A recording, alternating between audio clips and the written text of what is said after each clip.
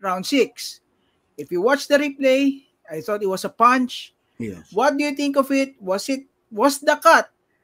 Okay, did it come from the headbutt or was it from a clean punch? Alam mo, sabi nga ni Gas Abelgas yung siyensya mahirap itanggi, no? Kitang-kita sa anggulo, ang ebidensya hindi nagsisinungaling. Kitang-kita na suntok ang tumama mula kay Charlie Suarez, nagpaputok. Yes, there was a headbutt, but there was a punch first na tumama. At pagtama ng glove na yon, kitang-kita niya may dugo at nakitang doon ang naging resulta ng cut. Klaradong-klarado sa video ng ESPN. Ang hindi natin maliwanagan kung bakit ayaw i-recognize ng California State Athletic Commission. Ang problema kasi, nauna yung ruling bago yung review. video. Bago yung review. Oo. Hindi muna nila hinintay ang video. Inunahan muna nila. Alam mo, ang boxing po, sa totoo lang mga kaibigan, ang sport na to, napaka-antiquated ng mga guidelines at rules. Nandiyan na ang mga videos and everything, and yet, hindi pa rin nila alam kung paano mag-decide. I thought that there was a legit punch. There was no accidental foul that would have merited a technical decision. That fight should have been stopped, and Navarrete would have lost by technical knockout. Yes. Immaterial po yung score because he would be declared unfit to continue dahil wala namang accidental foul Yun ang pinagkaiba kapag accidental foul and legit blow. Yun po ang pinagkaiba niyan. Hindi ka pupunta sa technical decision sapagkat wala namang accidental foul. Lehitimong suntok. It should have been ruled a technical knockout win for Charlie Suarez. Dapat meron po tayong bagong WBO Super Featherweight Champion ngayon. Alam mo, attorney, sobrang nakakalungkot, nakakapanghina yung nangyari kanina, no? Because we all know how hard he worked for this. We all know how long he waited for this. I mean, my God, the guy is 36 years old and he is fighting for a world title for the first time. And you know what, attorney? Yung pinag-usapan natin before the fight, ang ganda nung sinabi mo kasi sabi mo sa akin, if it goes the distance, you won't be surprised if Charlie wins via stoppage. Ako kasi, sabi ko, it's either he gets stopped late or he wins via decision, no? Alam mo yung trajectory, yung nagiging takbo ng labang kanina, you know what, I can't shake it off na parang, he may be headed there. I mean, yes. Charlie Suarez looked like he could have pulled it off, di ba? Yes. But before we go to that part of that fight, I want to talk about how he started, no? Alam natin, attorney, 3 beses tumimbang Emmanuel Navarrete. Yes. Okay? Kahapon, 130.4.3 and then he made the 130-pound limit. Charlie Suarez, on the other hand, ever the professional, he, tipped the scale at 129.9 pounds. Sinabi mo rin to, attorney, na tingin mo naghahabol na at tingin mo nahihirapan na sa timbang. That was one of your takeaways and tumama na naman yung sinabi mo na yon. Now, alam natin when it comes to this, there could be an issue with recovery which made me which actually surprised me in the opening round. Charlie Suarez was the aggressor kasi I thought he would just, maybe try to see what this guy has to offer. Maybe feel it out kung paano. Actually, he got hit clean twice nung opening round na yun. He got stunned, no? Do you think it has something to do with Charlie Suarez knowing na, okay, meron tong problema sa timbang, I will test him out as early as now and see what he can actually offer? Oo, tingin ko gano'n, ano? At saka siguro gusto rin ipakita ni Charlie Suarez kasi nga ang reputation po ni Navarrete going into this fight talagang bira dito, bira doon. Gusto niya ipakita from the very first round na hindi ako intimidated sa iyo. Remember, sinabi na ni Charlie Suarez before, hindi na ito yung dating Navarrete na kinatatakutan ng marami. May weight issues, umakyat sa lightweight, talo, Liam Wilson should have knocked him out kung hindi lang mahaba ang bilang na ibinigay kay Navarrete. Navarrete. So, hindi na ito yung Navarrete na talagang junior featherweight na inaararo mga kalaban, ano? In a way, nabigla tayo eh. Kasi sabi nga po natin, mas maganda kung medyo tempered muna, i-distansya mo muna, sapagkat alam mong hihingalin na yan, magsisink in na yung mga weight issues niya, ano? Pero siguro gusto rin pakita ni Suarez talaga, hindi ako intimidated sa'yo. He almost paid for it. He almost paid for it, no? Yes. Ang bigat ng kanan, ha? Oo, ang bigat ng kanan at dugo agad yung ilong. Oo, opening dugo round. agad yung ilong. Pero ibang klase yung tibay nung Charlie Suarez natin, ano? Ibang klase. Talagang nakita mo yung kanyang will to win. Nandun, hindi siya talaga susuko sapagkat alam niyang maaaring ito na aking huling title shot. Una at huling title shot, ano? Navarrete was there. Typical Navarrete. Walang nabago. Ganun pa rin, suntok na suntok. Pero nakita mo naman, okay, early rounds kanya, by the time na itinigil yung laban, mukhang Suarez was already coming on. Ito na yung sinasabi nating arangkada ng Suarez at doon na magte-taper off yung Navarrete in the second half. Ang galing lang ng pagkakahokus-pokus sa labang ito. Ano? Ang galing ng pagkakahokus-pokus. Talagang hindi nila bibigyan ng oportunidad na manalo yung Charlie Suarez. Kasi alam nila, okay, lampas na ng 4 rounds. Alam nila, ang kailangan lang naman dito, either draw o lamang eh. Technical decision eh, no? So, hindi naman kailangan na talagang talunin ng diretso. Pwedeng makuha sa technical eh. Iklaro po natin mga kaibigan, ang naging talo po ni Suarez ay via technicality. Okay? Hindi po talaga masasabing tinalo ni Navarrete itong si Suarez because that was only by a technical rule. Ano? So, I thought he was coming on. What? 7, 8, 9, 10, 11, 12, malayo pa yun. Malayo pa yun. Lamang lang si Navarrete, let's say, okay, lamang siya, pero mga 2-3 rounds lang ang diferensya. Meron pang enough time itong si Suarez na para humabol. Pero inayos na eh. Inayos na nung California State Athletic Commission eh. Ano? Ikaw ba naniniwala? I have seen more hideous cuts. Yeah. Okay? I'm not a doctor, pero tingin ko kaya pa eh. Kaya pa eh. Ano? Tsaka, attorney, hindi, sa noo naman eh. Hindi naman sa mata eh. Correct, diba? Correct. Madugo. Pero dito eh, we've seen more hideous cuts. Ano? We've seen more hideous cuts that would have really justified a stoppage. Ano? Pero nakita mo kasi, yung round 7, asiwa na yung Navarrete eh. Tinatamaan na siya eh. Medyo protected siya ni ano doon. Ni Charlie. Grabe, binigyan siya ng round 7. Kaya sabi ko, na-package deal yung laban na to eh. Yun ang masakit. Kaya kinukundi na ng boxing universe yung naging resulta. At sinasabi nila, hindi tama. Kitang-kita eh. Nandun yung ano eh. Ang nangyari po kasi dito mga kaibigan, yung referee, ni-rule niya na headbutt. Okay? Sabi niya, accidental headbutt. Yung ruling ng referee, pwede pong i-overrule noong representative o opisyalis ng California State Athletic Commission na nasa ringside, si Jack Reese. Pwede niyang i-overrule. Ang hindi ko naman maintindihan, okay, sabi niya, hindi daw sapat ang ebidensya at kailangan i-uphold. Kapag hindi sapat ang ebidensya, the referee's call will stay. Paano nga yung video na later na pinakita ng ESPN? Kitang-kita, suntok ang tumama. So, nagkakaroon ng issue ngayon. So, sabi nila, bigyan ng rematch. Hindi yun eh. Hindi yung bibigyan ng rematch eh. Merong hindi tama na ginawa dito. Incompetency. Dapat kampiyon yung Charlie Suarez. Siya dapat ang kampiyon ngayon. Ano? There is a degree of incompetency here. You rob this boy of a hard-earned win.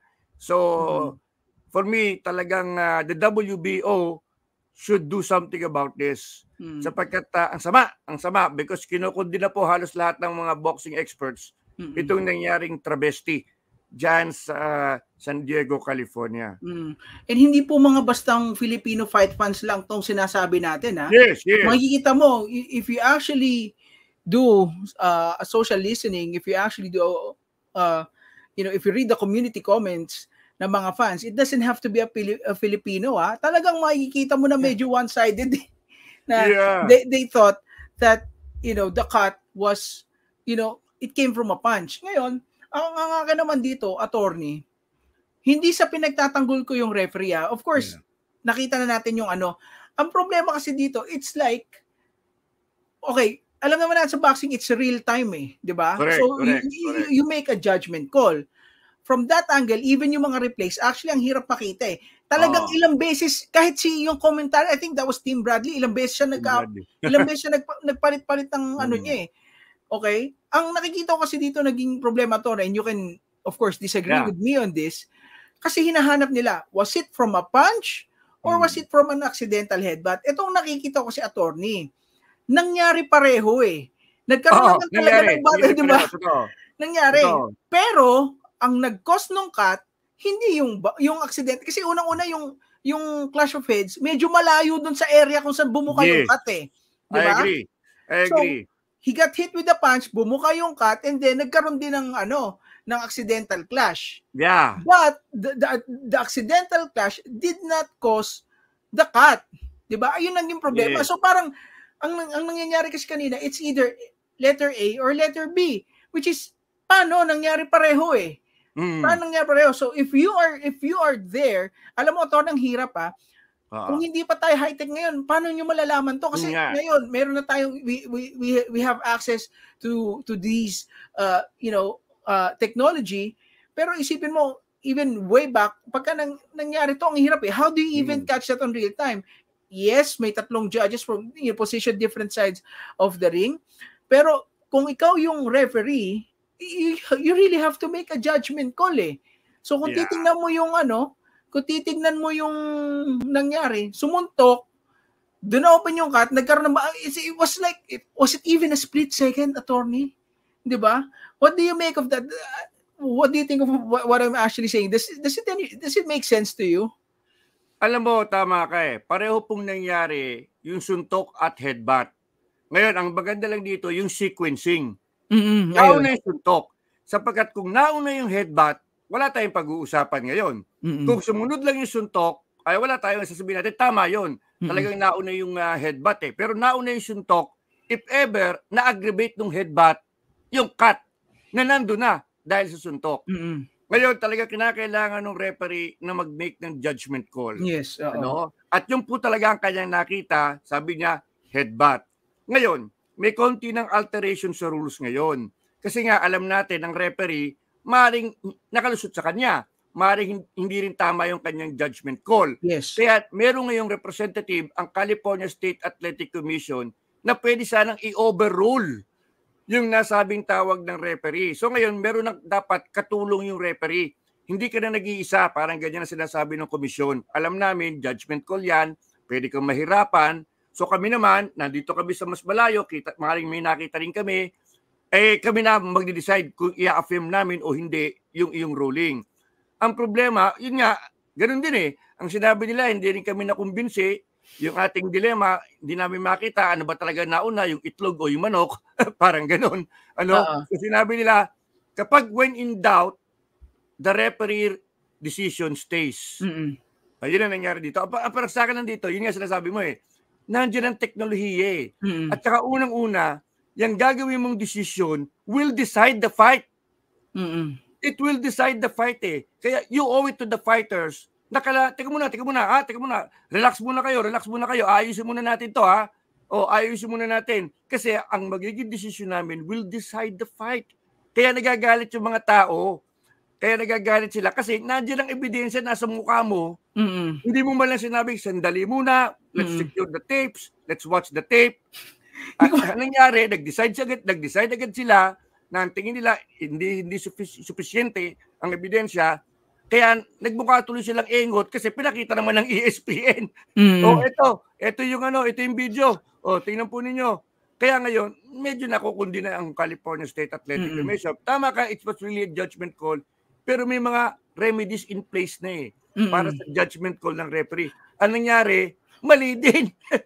Incompetent din. One incompetency after another ang nangyari dito. Boljak na yung referee, pwede sanang ayusin ng komisyon, kaso boljak din yung komisyon. Pareho silang boljak. Ang hirap kasi, attorney, ang hindi ko maintindihan dito, at least reading between the lines sa sinabi nung Carl Moretti, di ba, na siya na deserve rematch. Kasi parang ang dating, minadali nila. Yun. Why the hell? I mean, this is a world title fight. Yes. Right? Why are you in a rush to make mayroon ba, ano ba, dodoble ba yung sigil ng kuryente nung venue kapag ka naghintay kayo ng 5-10 minutes to review the tape? Yes. Ayun ang hindi ko maintindihan doon. Kasi again, ang lumalabas, nagbigay muna ng resulta bago ni-review. Di ba dapat review muna bago yung resulta? Alam niyo yan, mga kaibigan, kung kayo nasa korte, ito nangyari yan, inakusahan ka sa korte. Ang sabi sa korte, magnanakaw ka.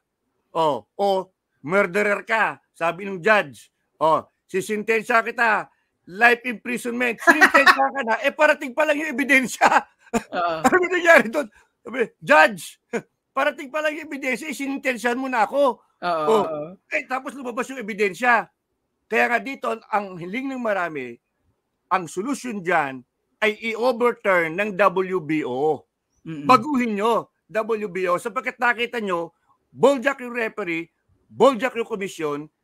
Ngayon, nasaan ang bola? Nasa WBO. Nasa WBO. Kaya dapat ang WBO gumawa ng paraan para ayusin because sabi nga ng mga eksperto, maling-mali. One incompetency after another ang nangyari dito. And bagamat sinasabi nyo na okay, rematch tayo, bibigyan na lang namin ng rematch. That's not the point eh. That's not the point. That's not the point eh. Hindi na, lagi na lang bang ganyan na solusyon natin? Yeah. Niluto ko yung laban. Di ba, maglaban na lang tayo ulit hindi yun eh. Hindi ka pwedeng laging magli-lean on ka na lang doon sa sinasabing, hindi, maglalaban naman tayo ulit eh. Kita na lang tayo ulit. Hindi yun. There was merong something unjust happened na kailangan mong ayusin. May WBO eh. May WBO. Ayusin nyo because dapat siya ang champion ngayon. Kung ako champion ngayon at mag-negotiate tayo, I will be bargaining from the champion standpoint. I can even get kahit paano, a more decent payday. So, ganun ang sitwasyon, John. And I will be in the record books as a champion. Alam mo, Tony, talaga magulo. Charlie himself said he wants to fight Navarrete again. Yes. Diba? I'm sure Charlie Suarez has no problem. Lalo na ngayon, nalaman niya na kayang-kaya niya. Kaya niya eh. Diba? Kaya niya eh. Kaya niya. Again, guys, we are talking about the guy who is, viewed as the number one fighter in the stock 130-pound division at pinakita niya, kaya niya eh. So I'm sure the confidence of Charlie Suarez, andun eh. Yung kumpiyansa, and I'm sure na hindi yan tatanggi sa rematch. Ang issue ko sa rematch, attorney, it doesn't correct the mistake eh. Di ba? It doesn't correct anything. Tuwing magkakamali ba sa boxing? Kasi, again, guys, hindi masyado kong dinidiin dito yung referee. Again, he made the judgment call. Yung mga officials kasi niyan, hindi lang, at the end of the day, it's not just the referee's call eh. Kasi meron pa nga mga ringside officials dyan that could have operated too. So everything it just didn't work out the way it's supposed to work, okay? And the problem there is ang dito, guys, tuwing magkakaroon ba tayo ng mali sa boxing, ganito na lang ba tayo lagi na na lang tayo? Rematch na lang tayo, di ba? Ganun na lang lagi. Ang sama. So it doesn't correct the mistake. And it sets, attorney, if I may say, it sets a bad precedence moving forward. Di ba? Parang walang accountability. Sige, maglaban na lang uli kayo. Right? What do you think, attorney? Lulutuin ko na lang. Magkita na lang tayo ulit. Pagbigyan mo na ako. Ganun ang nangyayari dito. Alam nyo, sinasabi po natin dito, unang-una, klaro natin, hindi dahil Pilipino si Suarez, If it was the other way around, at si Navarrete ay nalagay sa ganun, igigit din natin na dapat sila yung champion. Yes. Sapagkat injustice ang nangyari dito eh. Lagi nila ganyan ang kaya nga kinukundi ng mga tao, napaka-antiquated ng rule ng boxing. Lagi na lang kayong ganyan. Nakakasira sa boxing yan. Lalo na ito, Fight of the Year candidate. Ang ganda sana ng laban. Ganda. Ang ganda, ibang klase. Ibang klase talaga. A lot better than anticipated, attorney. Oo. And because, alam mo, it was Suarez who made it like that. Kasi alam natin si Navarrete, action-pack fighter yan eh. Action-pack yan, no question yan. Pero yung Suarez, sabi nga natin, he could have chosen na, okay, play safe muna ako. O, mag-ala Ryan Garcia muna ako, tinamaan ako ng person, layo na lang ako. Hindi. He relished the opportunity. Kita-kita mo sa mata niya na gusto niya talaga maging world champion. Ang aking ginagaliti dito is nag-training yung tao, napahiwalay sa kanyang pamilya, talaga nagpursige, pagkatapos lulutuin nyo lang ng ganyan. Lulutuin nyo lang ng ganyan. Hindi tama yan. Dapat baguhin na ang kalakaran sa boxing sapagkat yan, kitang-kita na dapat champion ngayon yung Charlie Suarez. So, talagang a rematch will not cure the injustice that happened. It will not cure. What should be righted is that siyang kampiyon, maghaharap tayo ulit, pero kampiyon ako. Yan ang tama. That's how you fix the mistake, attorney. There's no other way to go about it. But then again, this is boxing, and when you talk about boxing, we've always been, on the primitive side of things. That's why. Dapat ikaw, Suarez, ang champion, aayusin ko sapagkat yan ang tama. Ikaw naman na Barete, bibigyan kita ng pagkakataon, makuha ulit yung titulo mo. This time in a clear-cut manner and not by mere technical decision. Dapat ganun eh. Dapat ganun. Hindi yung maghaharap kayo, challenger pa rin ako. Alam ko naman na dapat ako ng champion. So talagang masakit po ito nangyari dito. Sa tagal-tagal na ng boxing, hanggang ngayon, hindi pa rin alam ng boxing kung paano solusyonan ang mga problema nila. Hanggang ngayon, ganito pa rin. Hindi mo nga lang bakit ititribe ang boxing despite all this very, very bad decisions. Yeah, alam mo, marami look, guys, sa totoo lang, ang dami namang fans ng boxing. Pero at the same time, marami nang umiwan sa boxing because of things like this. Diyan sila nagagalit para ka pang may organization, para ka pang may WBO, kung nakatunga nga lang kayo, wala kayong gagawin. Lantaran yun nga sinasabi ko lantaran yan, nakatunga nga lang ang WBO, magsalita naman sila. Yun ang hinahanap ngayon ng mga eksperto, nasaan ang WBO, magsalita naman kayo. Ang ginagawa lang ng WBO, top rank, bahala ka muna. Sabi mo muna magre-rematch, rematch. The WBO should make a stand. Otherwise, ganyan na lang tayo. Actually, bago tayo mag-live tour, I don't think I've heard anything from the WBO. Wala. I don't think they even did they release a statement yet regarding this? Kasi they're the sanctioning body and it's their word title on the line. But I don't think I've seen anything from the WBO. Wala. Ang nagsasalita, ang top lang. Wala. Top rank, promoter rin Siyempre, ano bang gusto niyan? Laban na lang tayo. Kasi kikita lang ako, sigurado. Yan ang gusto niya. Kikita ako But as the sanctioning body, they also have to, I'm looking forward to that. I really want to hear what WBO has to say about this. Kasi, again, they're the sanctioning body. That's their word title. These boxers pay sanctioning fees. And I don't know why it's taking so long to actually release a statement regarding this.